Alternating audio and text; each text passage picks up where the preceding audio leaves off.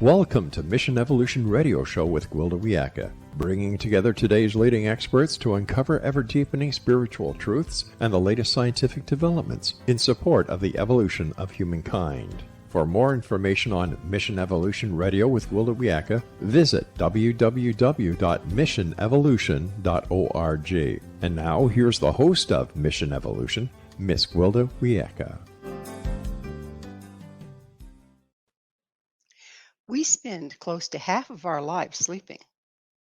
What goes on when we dream? Is there a way to tap into and use our dreams? Mission Evolution Radio TV show is coming to you around the world on the X-Zone Broadcast Network, xzbn.net. With us this hour to examine the dream time is an old friend of Mission Evolution, Von Braschler. Von is the author of numerous books on consciousness development that range from time travel to visualization, energy healing, and thought power. His latest book is Lucid Dreams. Von is a former award-winning journalist and a former faculty member of the Omega Institute for Holistic Studies. To find out more about Von, visit his Facebook page, facebook.com/vbraschler. Von, thank you so much for joining us again on Mission Evolution.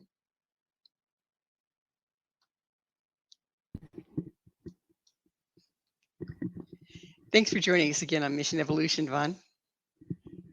Thank you for having me. So, how did you first become interested in dreams? Well, I like everyone else, I go to sleep and I have dreams. But something remarkable happened to me a number of years ago. I had the first of a series of continuing lucid dreams. And I found that I could actually control my lucid dreams. I could actually program them. I could actually set them up, continue them, and call them up and actually direct where I would go and what I would dream. And my dreaming has been very insightful and very beneficial ever since then. Fantastic. So, what all kinds of dreams are there? You were talking about lucid dreaming, but what other kinds are there?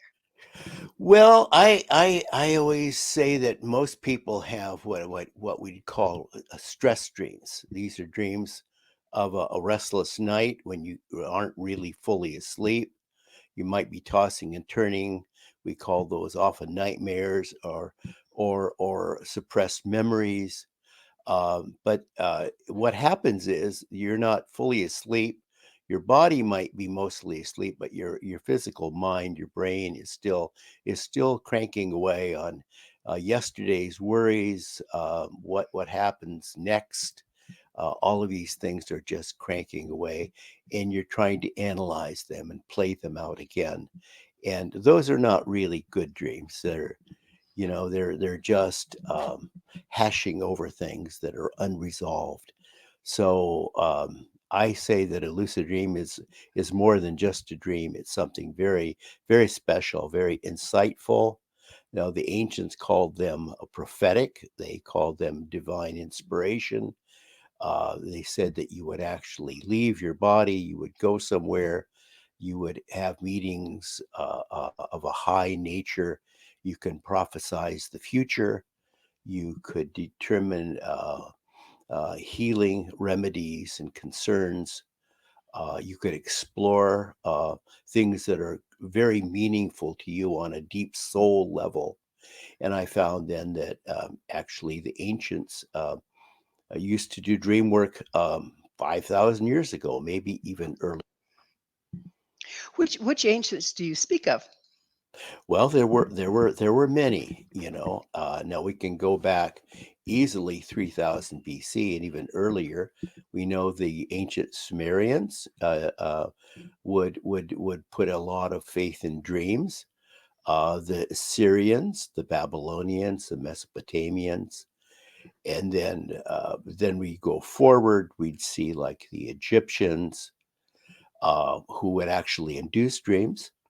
We'd see the Greeks who would actually have dream temples, and then we had the Morphic mysteries.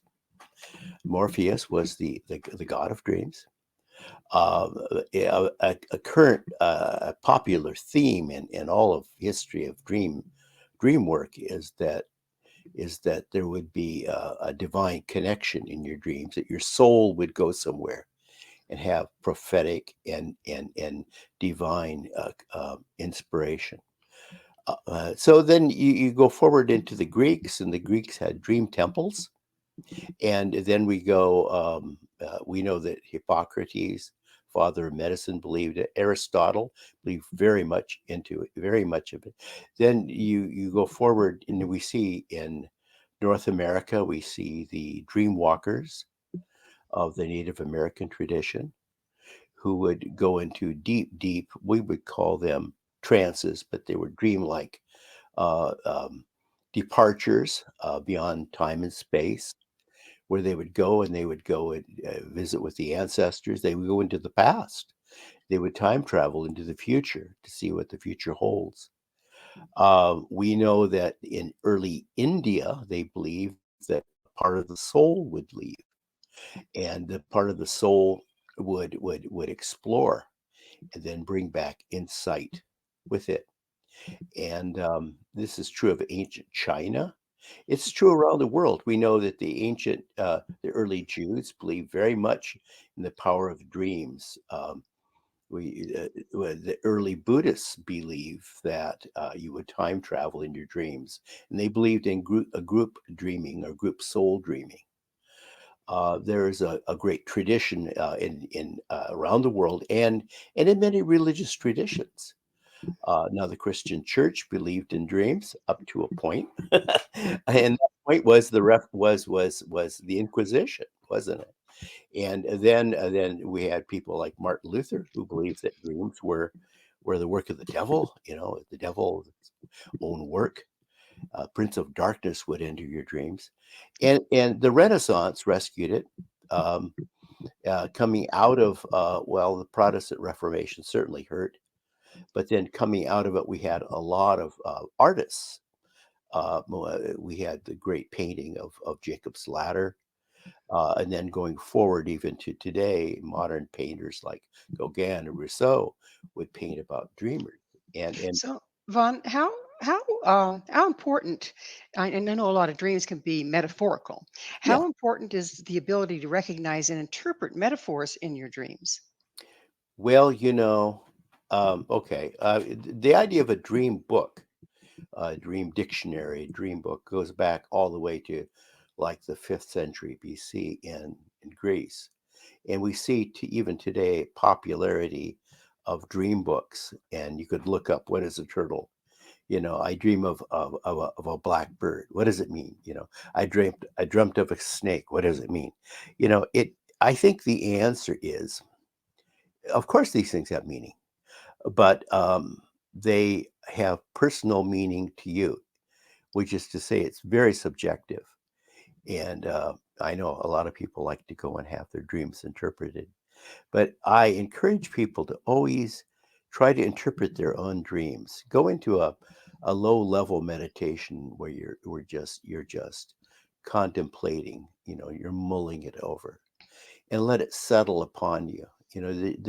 When we come back from a deep dream, a deep lucid dream, which is very colorful and very animated and very unique, in that it might not have anything to do with events of the past in your memory, then you need to analyze exactly what happened. And I think the best way to do that is to let your inner consciousness absorb the dream and then just kind of sort it out. You So know, how you do you you how do you let your inner consciousness absorb the dream? I think the best way is when you're returning from a lucid dream is to just lie there in bed without getting up, without even opening your eyes, and just let the dream kind of filter in, just kind of I call it, internalizing the dream, and the events of where you've been, what you've learned, the insightful nature of the dream then becomes your part of your inner makeup, becomes you in effect. And it's impossible really with a lucid dream, if you believe that the consciousness has left the body, gone somewhere outside of your realm of experience, your internal memory. it's really impossible to have your physical brain analyze it because it wasn't there. It doesn't know. It has no memory of this. This is something totally new. This is dreams outside of our normal uh, day-to-day lives. So, To answer your question, I think that you let your inner consciousness kind of sort it out. Now, I do advocate after that point, uh, get up, open your eyes, sit at a table, and just jot down an outline of who, what, when, and where, and why. You can't really analyze it too deeply. You can't really establish the deepest meaning because that's only known on a deep inner side of you, your inner consciousness. But your analytical mind can make an outline of where you've been and the highlights, so that this is useful. This is useful as a point of reference in future setting up of continuation dreams. interesting. So, we're just about out of time in this segment, but when we return from our quick break, I kind of like to get into how a person can tell if they're lucid dreaming. Yeah. Vaughn and I will return very shortly. So don't you go away. This is Mission Evolution, www.missionevolution.org. What are lucid dreams? With us this hour discussing the mysterious dreamscape is the author of Lucid Dreams, Von Braschler. Von, as promised, we're going to get into lucid dreaming here. So can you kind of define a lucid dream? Because I'm not still not real clear on what makes a dream lucid exactly. Yes, a lucid dream is a dream outside of the ordinary. It is not part of your memory. It is not part of anything that's taken part in your past. It is totally new. It is totally creative. In short, it is a dream of your inner consciousness as opposed to your outer physical brain remembering something. Therefore, that separates it from what we would call common dreams or commonly stress dreams or even nightmares. Uh, Okay. uh, a lot of the research in dreams has been simply of what we call common dreams or nightmares, often called cold sweat dreams. So Yeah, how common are common dreams versus lucid dreams? yeah, common dreams are very common, and That's and why we call them common, right? and it's important for people to try to get away from those really because they are stressful. They are brought out on by stress, and they make you even more stressful. They don't really solve anything. You can't really solve a problem that was bothering you during the daytime when you couldn't analyze it, with using your tremendous physical brain power. And then, as my teacher always says, you expect now to solve it when you're asleep. No, no. But your inner consciousness is something else. Now, if people want to think of that as your soul or your inner awareness, it is your conscious awareness. It is very important to think of a lucid dream is not only vivid and impactful and colorful, but it is a dream where your inner consciousness takes control and steps out there and takes you somewhere. And I would encourage people to think of a lucid dream as a dream outside the physical body. It is a dream. Think of like dream walkers in the Native American or shamanic tradition, where they actually go outside space and time. They're actually going. They're actually voyaging. Going somewhere. And They don't necessarily go to sleep to enter that state, do they? they go into a deep, deep trance, or Trance. we would call it a meditation, or Hmm. here for this purpose, we'll call it a dream state. But this dream state it takes you to a dreamscape, which is outside the physical body, and it is your consciousness leaving you. Now, people think, "Oh, that's crazy. How could your consciousness leave you?" It happens all the time, folks. Your thoughts are traveling outside you all of the time, and when we say your thoughts are traveling outside your body all of the time. It means that you're projecting your thoughts. We're always doing this, but most people don't do it consciously and with direction and with purpose and intent. And in a dream, your consciousness is leaving your body and it's traveling outside of you. And when we say outside of you, I mean physically outside of you, and outside of even space and time, if you like. So if you're indeed having a lucid dream Yes. and you're traveling outside of yourself into an environment, can you then impact that environment through the lucid dream? The quick answer is going to be no. And when I talked about, I think on your show before about time travel, I had the same reaction. You are basically a witness to that. Keep in mind that you don't have hands, you don't have physical hands, you don't have physical feet. Yeah, but You you've got know, energy. you have energy. You have Mhm. energy. Now, what you can do is you can actually energize yourself. You see, and you can go actually and visit yourself at an earlier time in your life, or even a previous life, and send energy to yourself, and it will have bounce back effect to where you are right now. You will not impact that scene because that scene is independent from you. Think of yourself as going as a witness to this place. You're like the fly on the wall with 100 eyes. You see all, you know all, but the fly has very little impact on the event. And Well, so there's the observer effect though, the where observer. our expectations affect outcome. Wouldn't that function if part of our energy is in the past that something could be shifted there? It would have impact to you in if you're visiting you at an earlier scene. Right. So that's coming from your Absolutely. present and healing yourself in the past. Is That's right. that's how some of the basic shamanic healing practices work. Right, right. Okay.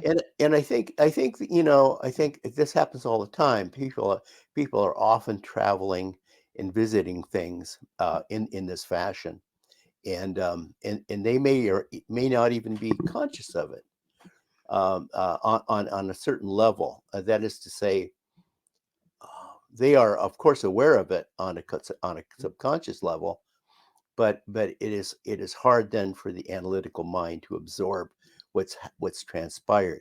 But this happens all of the time, and yes, you can have tremendous impact by going back and observing things to what you bring back. Think of the shamanic traveler. The shamanic traveler comes back with tremendous insight of what he has seen in the past or even in the future. So that's an important factor. But the ancients, I mean, going back to the early Greeks and even before, they believed that not only there would be prophecy, there would be divine guidance and insight from going to these places. Gilgamesh, for example, the Epic of Gilgamesh, from uh, early Sumerian times. Gilgamesh believed that he actually went, spoke to the gods, and came back with great guidance. Uh, you know, and that is something that we see throughout 5,000 years of recorded dream work. Is that there would be divine guidance and insightfulness that you bring back with you. So is the dream state then kind of like a portal out to move you in, outside of time and space, Yeah, where during our waking time we're here in this track that we may or may not create ourselves, yeah, but we're in this linear reality that we all kind of agree on. But yeah. when we sleep, which is what, a third of our lives, Third of our lives. we're out of time and space, but mostly unconscious of what we're doing. That's right. How do you bring it conscious? How do you bring it conscious? The consciousness is actually in programming the lucid dream. Okay. Uh, so in dream work, if you really want to make it into usefulness, the art of dream work is actually learning how to induce the dream, as even the ancient Egyptians tried to do, induce the dream, and then actually focus, as the ancient Greeks did, on actually setting up the dream, and then continuing the dream process in an ongoing way, so that you actually then would pre-visualize what you want to dream, pre-visualize with great intent, mind you, with great intent where you want to go, what you want to learn, and then actually set yourself up to where the body is physically at rest, totally at rest, and the physical mind or brain is totally at rest, and allowing then through great inner harmony of body, mind, and spirit, allowing your inner consciousness to come forward and then make the pre-visualized dream a reality. So what we're talking about here involves a little bit of magic, but it's very realistic for a person to do pre-visualization. So if, To if a person if a person is doing this, Yeah, they're setting it all up ahead of time and then they go try to get some shut eye and have it operate once you're asleep. Is that what you're doing? that's right. That's So right. it's not So not necessarily going into a ritualistic yeah, trance so much as set up ahead of time, set your intent, and then go to sleep and have a dream.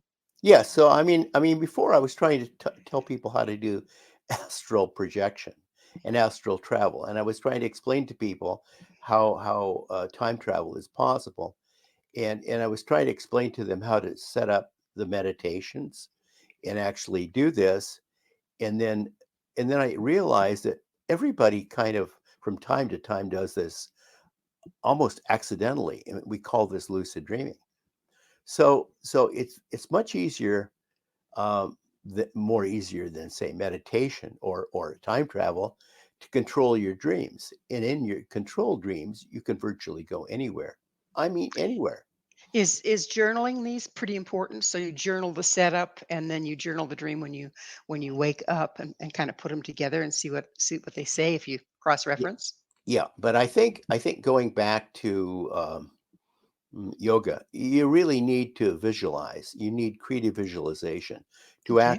to actually decide what you're going to do and make an agenda of as specific as you can where you want to go and what you want to see and what you want to learn. And it could be, I always say, if you're going to actually visualize this, creatively visualize this, don't write it down. Don't make words of it. Even in your head, don't make words of it.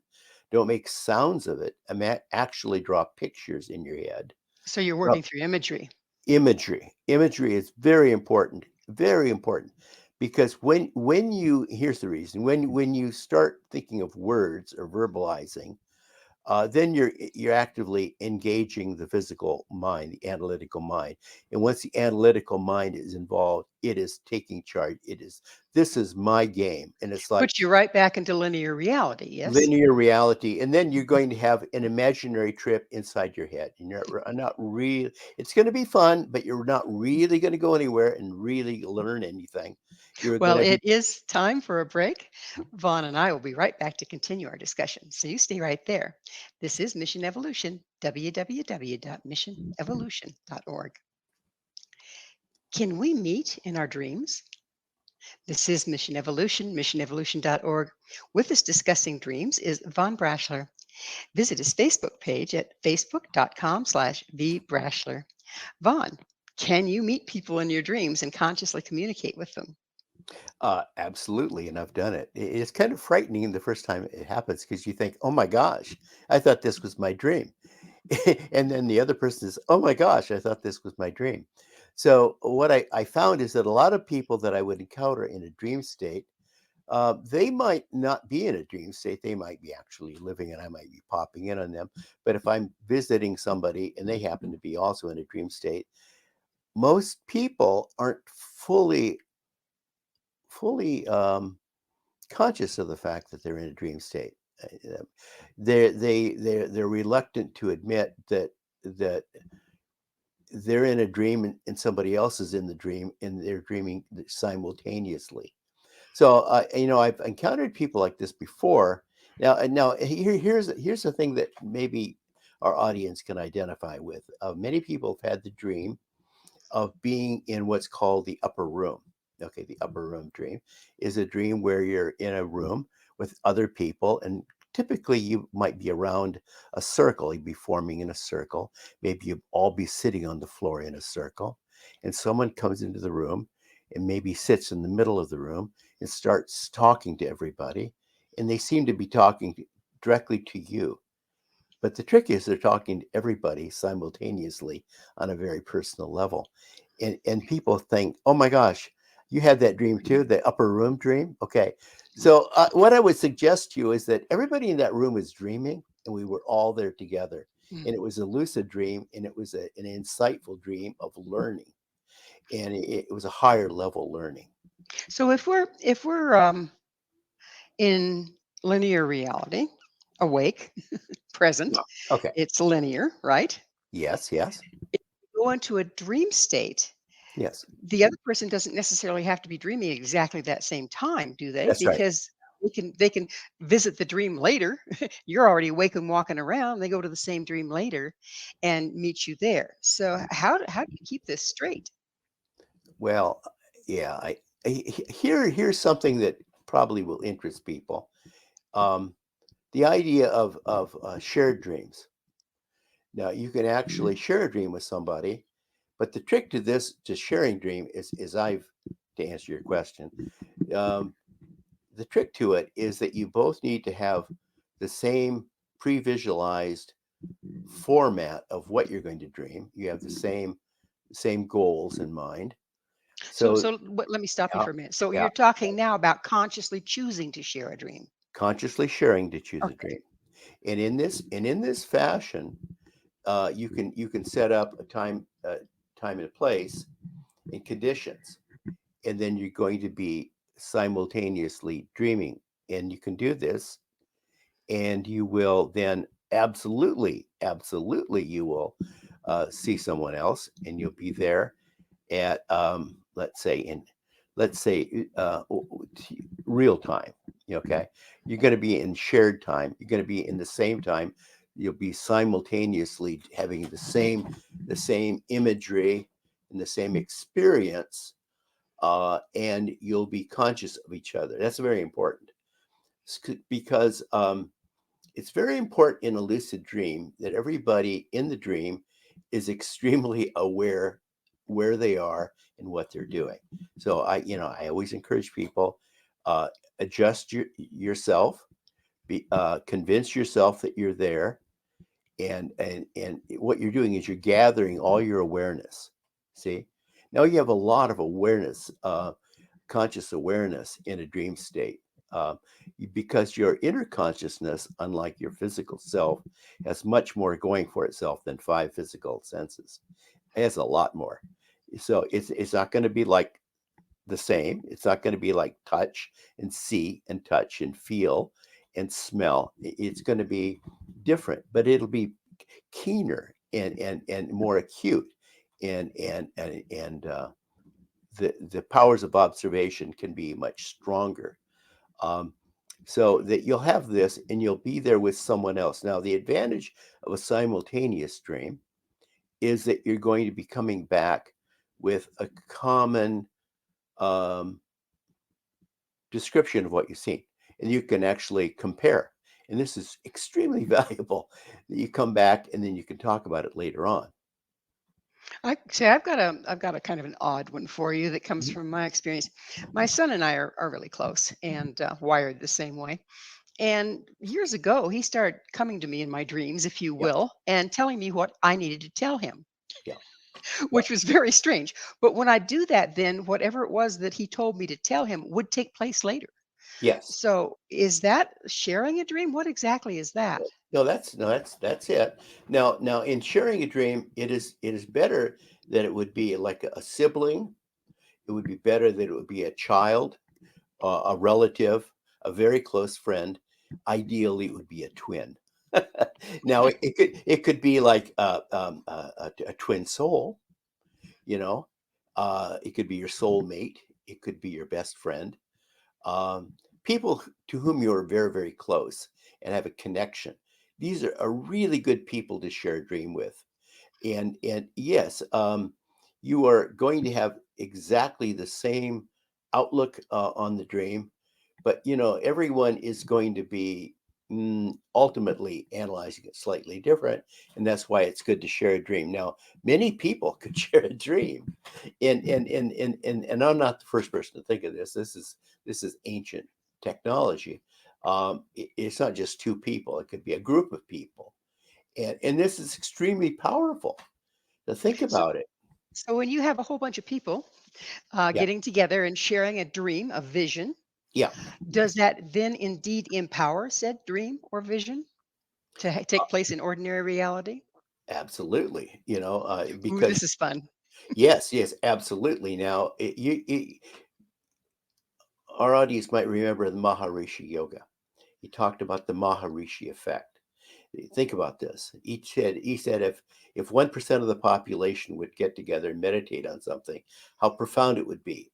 Now let's break this down. He's talking about raising your consciousness, lifting your consciousness out and projecting it out, your projecting your thought forms out, and he said toward peace. Now, the Maharishi effect has been practiced around the world with great results. People have noticed a drop in crime everywhere people have done this. We're talking about doing this on a huge level in our dreams. The same effect as the Maharishis, 10 people or 1% meditating in this fashion, projecting their conscious thoughts outward, can be done in your lucid dreams. Makes you think that we should start training our children to do this when they're little. I mean, Absolutely. it should be a class in school because it's a Absolutely. third of our lives going to waste if we are spend our lives unconscious of what goes on when we dream. Well, I think you've cut on something, Gwilda. This is really big. We all need to be thinking about our dream time and making it count, because this is the time when our inner soul needs to explore, needs to grow, and needs to determine. It needs to find its way.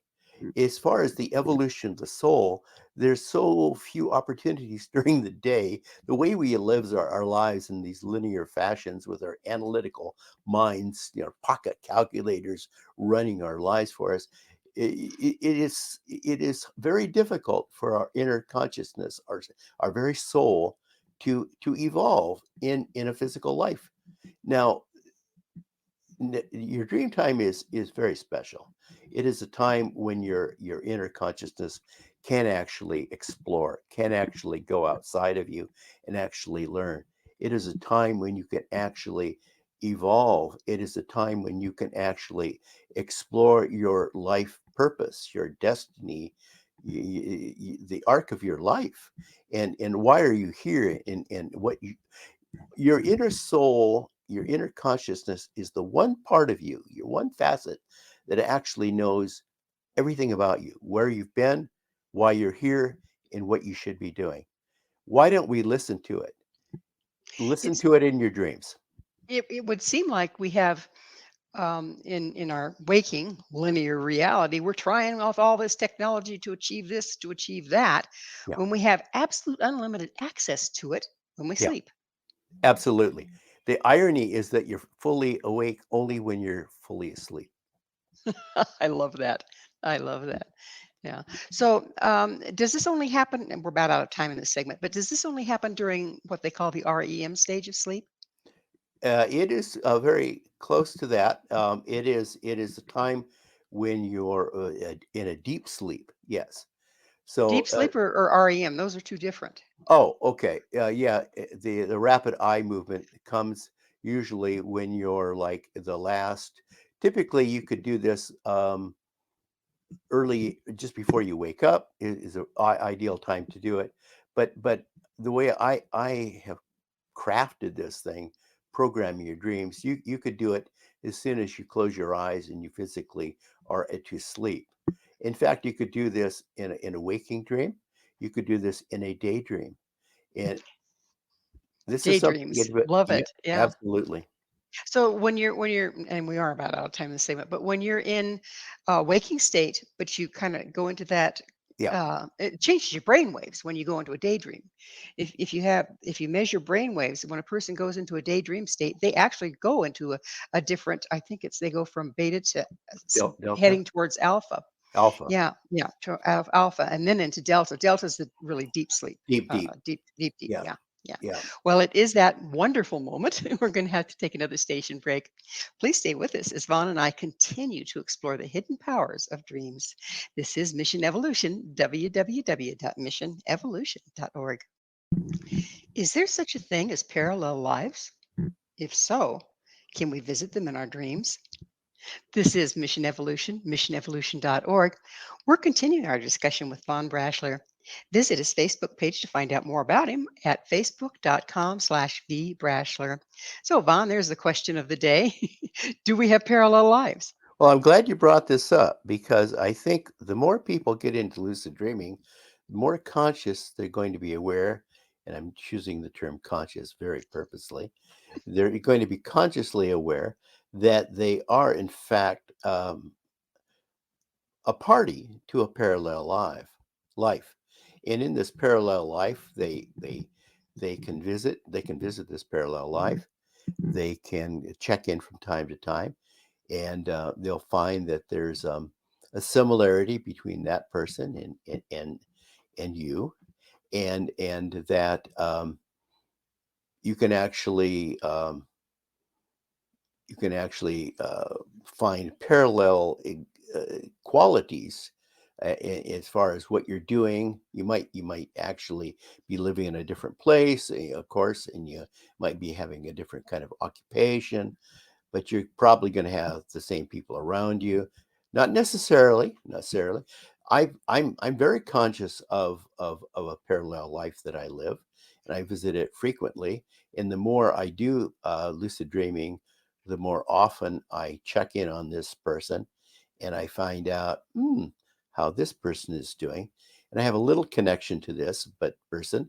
It is a parallel life, and it is something you can visit very easily. Now, people very often, when they get into lucid dreaming, they want to go and visit maybe an earlier time in their life. They might want to check in with past lives. They might want to check into exotic locations, which are appealing. They might want to look in on other people they are familiar with, concerned about, but they rarely think that there might be a parallel universe, a parallel reality, and parallel lives to the one that they call my life in the here and now. And this is something you can visit in a lucid dream. It's maybe a little jarring for some people to think about, but this is not the only reality. What would the purpose be? What could you gain by visiting a parallel life? I mean, can you hop from lifetime to lifetime intentionally? Not just observing, but being there? It is a point of comparison. Let me give you an example. I'm so familiar with my parallel life and the people that are in it that sometimes when things are going better in that parallel life, I can see tweaks that I can make in this physical life of mine now. I'll call this the here and now. Um, that are not so obvious to me, and I can say, oh, this is how they resolved it in the beta world. I'll call it the beta world, and it's like, oh my gosh, and it's like, here's another example. My brother who died when I was 4 Mhm. is still alive in the beta world, um, and we visit, you know, because in the beta world he didn't die, you know. Um, there are a lot of examples like that of where things have taken a slightly different course. Now you think of destiny and you think of timelines, and there are many different realities playing out simultaneously. Many different many different times are being played out simultaneously. That's what I wanted to ask you about. There's also the concept of timelines. So, on a timeline, Yeah. it's like you come up to a point in your life and there's a choice to make. And if you choose A, it puts you on this timeline. If you choose B, it puts you on that timeline. Is that accurate? And how does that differ from I, parallel s- life? I've spent a lot of time thinking about this. Actually, I think that there's one timeline, but there's one conveyor belt, and they're all flowing, and it depends on where you want to jump on the timeline. You want to go to point A or point B or point C. It's just where you jump on the conveyor belt, and it'll eventually loop back and take you exactly where you are. Because it's all looped. I mean, everything is looped. Everything is we're circles within circles. It defines reality, Or and wheels within wheels, right? we're wheels within wheels. Yeah, it's all circular. We're going to be looking back on ourselves. If you don't believe me, just start walking in any direction. Eventually, you'll get exactly where you are now. So it's true. And so yes, you can go at different points on the timeline, and there's different realities on the timeline, just like your life, the arc of your life can take many turns, but it eventually is going to take you to the end line, which is home. You know, Do you think that that we can shift again, bringing our yeah, energy yeah, consciously yeah. into a lucid dream? Do you think we can shift outcome for our lives and or for the parallel life? You can gain a lot of insight as to uh, what the future may hold or what the past indicates. You can't so much shape the outcome as understand the outcome. So if you have you do a lucid dream into the future of your life on this timeline Yeah. and you see an outcome that's not to your liking, when you become awake, if you remember that dream, can you make different choices and end up someplace different? Yes, but I got to go back to the Akashic records. I'm Oh, so, by all I, means, let's. I'm sorry. Everybody thinks the Akashic records. If we can only go to the Akashic records and check out what's going to happen, then we'll know. Okay, it's like the Akashic. We're all uh, defined in our life course, determined by many different energies that are at play.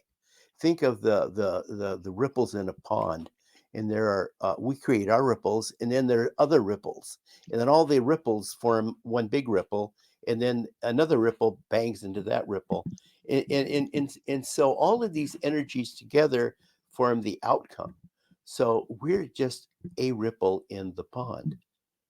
Does that help? It does. And it's all circles, right? Ripples and It's circles. all circles. So the other day I was hiking, and you can go to my Facebook and you see this. And I saw this pond, and I saw all these ripples, and I realized that all the ripples bend back on each other, and every ripple affected the next ripple. And I said, "Oh my gosh!" I'm just like my cat. My cat stares at water. I'm staring at this pond, and I'm thinking like, "Oh, yeah, that's it." So, I mean, we're somewhere in there is us, and knowing where we are, and where everyone else is useful, and it helps us to adjust, but we can't totally control our destiny. Got it. So, Vaughn, it's that time of the show, and I get to ask you, what's your mission? Well, I decided a long time ago, actually, that it was pretty much going to be this. Now I'm going to focus all my attention on dreams. So what I did was I produced this thing called a ancient wisdom scroll, which is called Lucid Dreams, and unfortunately, it was so expensive to produce that we're only going to do it once.